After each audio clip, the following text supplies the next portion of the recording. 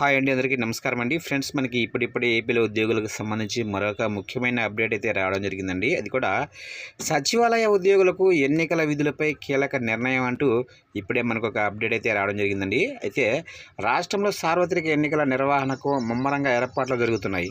నామినేషన్ల పర్వం కూడా కొనసాగుతుంది. సిబ్బంది పోలింగ్ కేంద్రాల ఏర్పాట్లపైన ఎన్నికల సంఘం కీలక ఆదేశాలు జారీ చేసింది. ఎన్నికల విధుల్లో పాల్గొనే సిబ్బందికి ఇప్పటికే ఆదేశాలు అందాయి. ఎన్నికల సంఘం ఆదేశాల మేరకు ఓట్ ఫ్రమ్ హోమ్, పోస్టల్ బ్యాలెట్కు సిబ్బంది సిద్ధమవుతున్నారు. ఇక ఇదే సమయంలో సచివాలయ సిబ్బంది ఎన్నికల విధులపైన కీలక నిర్ణయం తీసుకున్నారు. ఇక రాష్ట్ర వ్యాప్తంగా గ్రామవార్డు సచివాలయ కార్యదర్శులను ఎన్నికల విధుల్లో వినియోగించుకునేందుకు ఏర్పాట్లు జరుగుతున్నాయి. ఈ మేరకు నియామక ఉత్తర్వులు కూడా జారీ అయ్యాయి. అయితే వారిని కేవలం ఓపీఓలుగా మాత్రమే వినియోగించుకునేందుకు అధికారులు నిర్ణయించారు.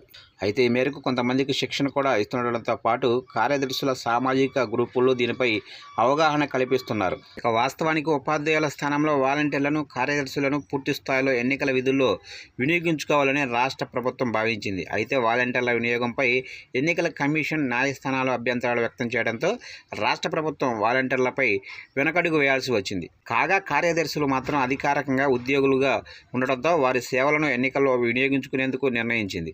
అయితే పోలింగ్ అధికారులు, సహాయక పోలింగ్ అధికారులుగా ఉద్యోగులు, ఉపాధ్యాయులను మాత్రమే వినియోగించుకుంటూ గ్రామవార్డు సచివాలయ కార్యదర్శులను సాధారణ విధులకు వినియోగించుకోవాలని నిర్ణయించారు.